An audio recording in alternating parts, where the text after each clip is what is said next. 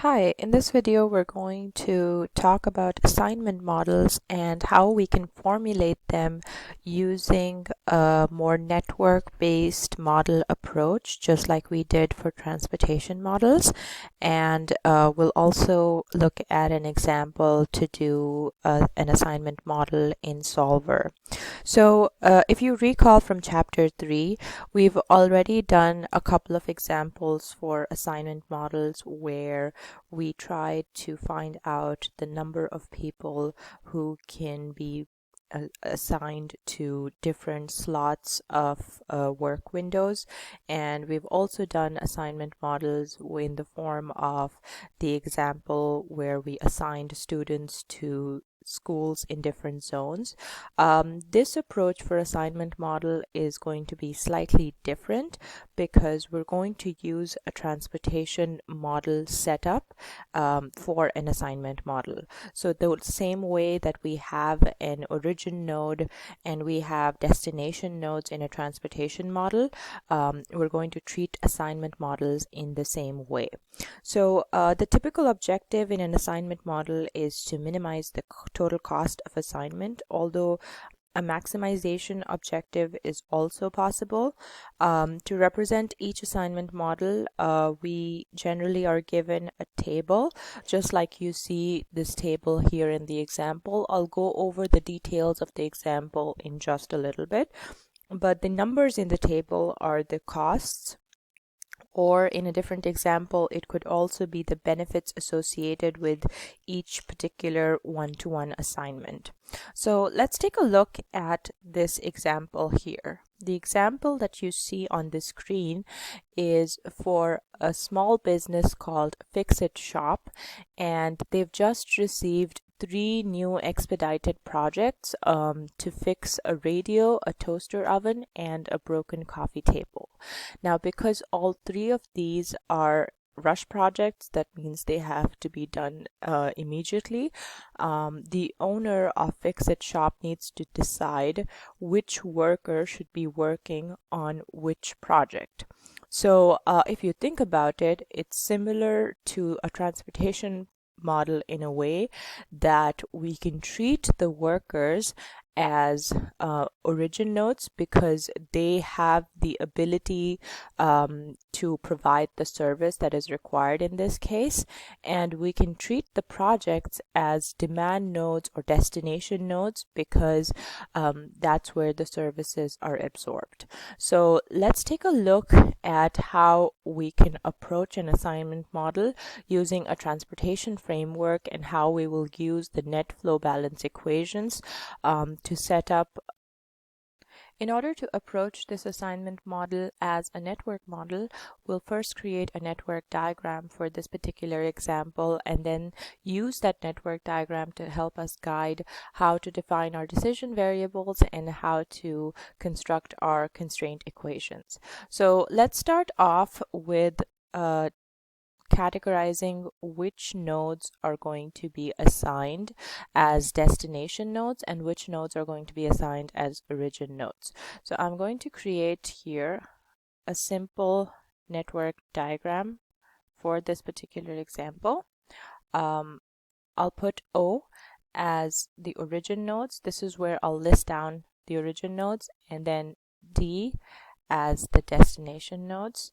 For our origin nodes, we can treat the employees as origin nodes because the employees are where the services are created, and hence they're delivered from the employees to the projects. So in other words, the employees can be our supply nodes or origin nodes.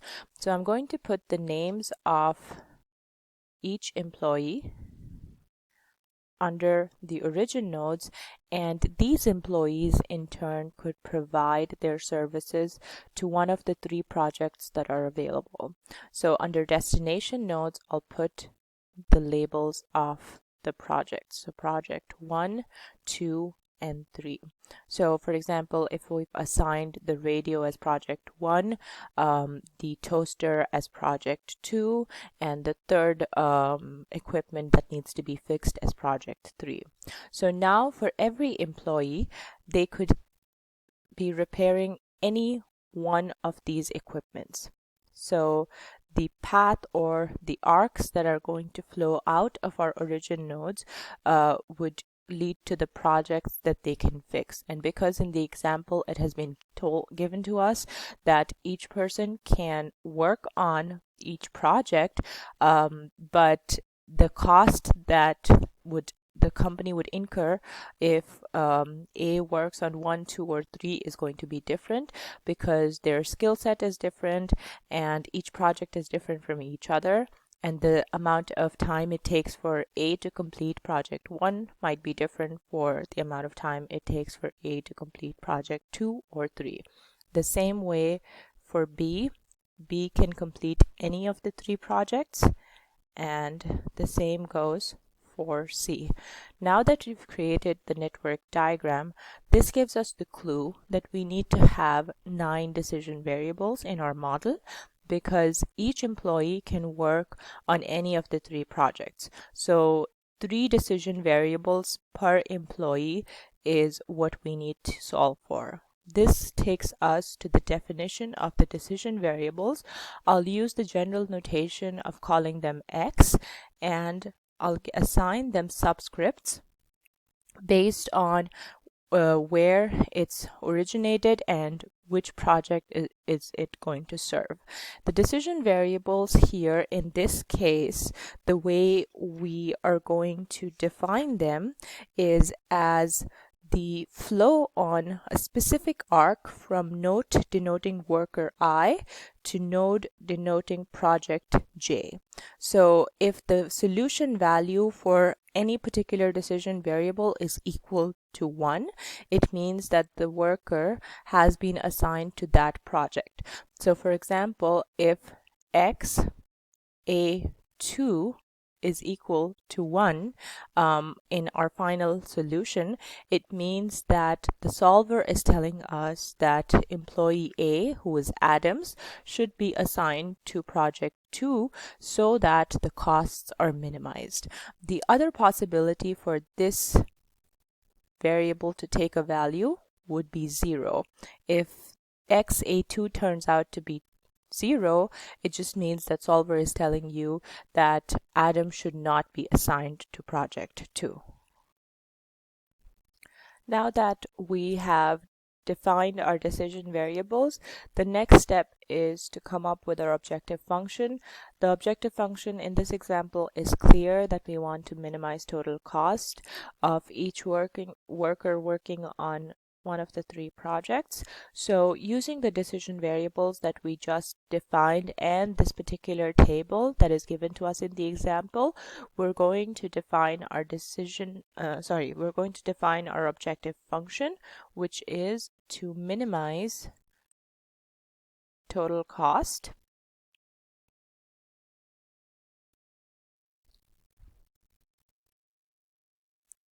and in order to minimize total cost, we're going to use our decision variables and the cost amount for each employee to work on each project. So the first term that goes into our objective function is how much it costs for Adams to work on project 1, which in this case is $11. So 11 times XA1, which is the variable assigned to Adam working on project 1, plus 14 XA2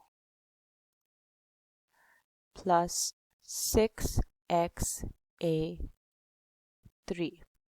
So if you remember, I just gave an example of what the solution might look like, and the solution we said would either look like any of these variables being either 1 or 0. It's not going to take any other values. It would just take these binary values because of the way we structure the problem. So if you look at this specific term or part of our objective function, you'll realize that because we're going to set constraints which makes A able to only work on one of the 3 projects, 2 terms out of these 3 would drop out, because if A1 is 1, the other two have to be 0, which in turn drops out the last two terms in this part of objective function expression. So let's move on to the next employee, who is Brown. And if Brown works on project 1, the cost will be $8. So XB1 plus 10 times XB2 plus 11 times XB3. And then finally, for Cooper, we have 9XC1 plus 12XC2 plus 7XC3. This completes our objective function expression that we're going to put in Solver eventually and then get a solution. Now that we've defined our decision variables and objective function, we are in a position to define our constraints. And if you read the problem does not really give any particular restrictions or constraints that need to be added to the model, except for one, which is given in this last line over here that says, note that the assignment of people to projects must be on a one-to-one basis. That means each person can only work on one project, and each project can only be completed by one person. So in order to ensure that this is the case and this constraint is included on our model, we're going to use the same net flow balance equations that we used for our previous transportation model examples. So for example, let's take node number 1, which is for Adams, and I'm going to label this part here as the constraint equation for node 1, which is I'm picking up the employee Adams as the first node to get an equation for. The net flow equations, we said, are equal to inflow minus the outflow.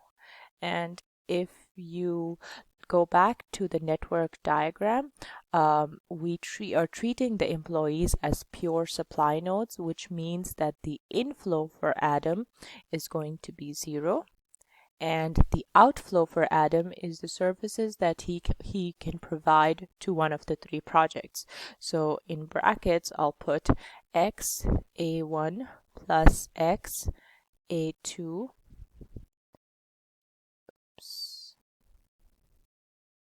plus XA3. And now that we have the right hand side of our equation, we need to determine now that we have the left hand side of our equation, we need to determine what the right hand side of this equation is going to be equal to. Because this is not exactly a transportation model, we're just treating it like one. We don't really have capacities, and we don't really have demand requirement numbers, but just the fact that we want to assign each employee to only one project means that Adam can provide his services only to one project. That's why the right hand side would automatically just become 1. If we follow the same methodology for the remaining nodes as well, this brings us to the constraint equations for each of our model, for each of our nodes in the model, A, B, and C. Remember that these numbers are negative here because of the fact that all 3 of these employees are being treated as supply nodes, and we force the right hand side for them to be negative, and this just comes from the fact that these are outflows and they get multiplied with the negative sign in our network flow balance equations. The same goes for our projects. For our projects, the inflows would be these numbers here.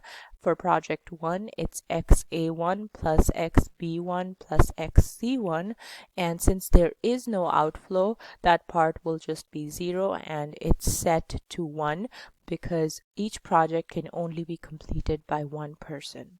So this brings us to the full model formulation for this particular assignment model. Now let's go to Excel to see how we can solve this in Excel.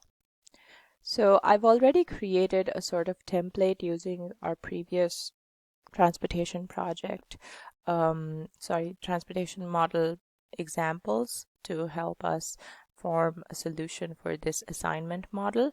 I'm going to label the cells, which are my decision variables, in yellow. And this is where the solution is going to appear. Similar to transportation models, the sum across the row gives you the total amount that is flowing out of each of the supply nodes. In this case, these are employees. So now I can simply drag this formula down without formatting so that my template is not affected. It's just the sum of how many services Adam provides to project 1, project 2, and eventually project 3, and it's the same for each of the employees. Down at the columns here, if we calculate the sum for each project, it's going to give you the flow into each project, which means which employees are going to be serving project 1, which employees are going to be serving project 2, and which employees are going to be serving project 3.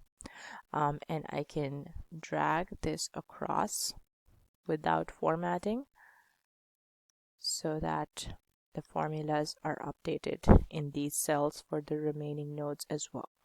Now the next step is to define the function for our objective, which again we're going to use a sum product function, and this will be a sum product of the decision variables with the cost associated for each employee to each project. And since this is our objective function, I'm going to label this in green and put a min in front of it so that when I go to Solver, I know that I need to minimize this cell value here.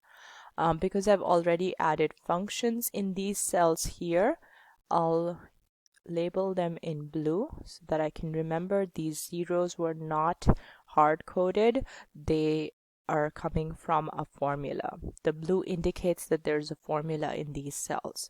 Now, here is the part where we're going to put down our constraint equations for each of the 6 nodes that are a part of our model. For the supply nodes, the flow into these nodes is equal to 0, so I'll just simply type a 0 for all 3 of these nodes. On the other hand, the flow out of these nodes is simply equal to the functions that we created in cells E5 to E7. So here I'll manually type the reference to these cells, and because these are formulas, I'm going to add the blue label so that I remember these zeros are different from the zeros in flow in, and the net flow, which would be the left hand side for our constraint equations, is equal to the inflow minus the outflow. And you can drag this down without formatting so that you have the updated equations in each of these 3 cells. And again, I'll label them in blue. And from our model formulation, we said that the right-hand side for these equations is always going to be equal to 1 because we have to assign one employee to one project only. So because these are pure supply nodes, we force the right-hand side to be negative. So it'll be -1 for all 3 of these nodes. And again, I'll just fill without formatting so that my template is not ruined. Now, coming to the destination nodes or the demand nodes, the flow into each project is equal to the sum that we calculated in the row called flow in. So I'll have to manually type in the references to those cells here. Note that I'm doing all three of these constraints together because they're similar in nature. And because these zeros are not hard-coded, they are from functions or formulas being used, I'll label them in blue again. And the flow out of these demand nodes is equal to 0. So I'll just put zeros in there manually and leave these cells without any color coding, because this just means that I've manually added these zeros here. The net flow equation remains the same, inflow minus the outflow, and I can simply drag this down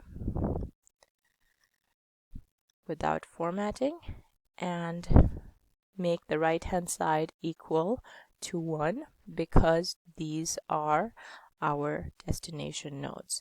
Now we have everything added to our Excel template, and we can open up Solver to help us get the solution for this particular problem. In Solver, I've added the objective function as cell B16, which is the total cost. We're minimizing that subject to changing variables, cells B5 to B7, which are the ones in yellow. And since all of our constraints are equal constraints, because it's a balanced model, the number of employees is equal to the number of projects. We can use equal signs here. We don't have to use inequalities. I'll make the left-hand side, which is the J column here, equal to the L column, which is our right hand side.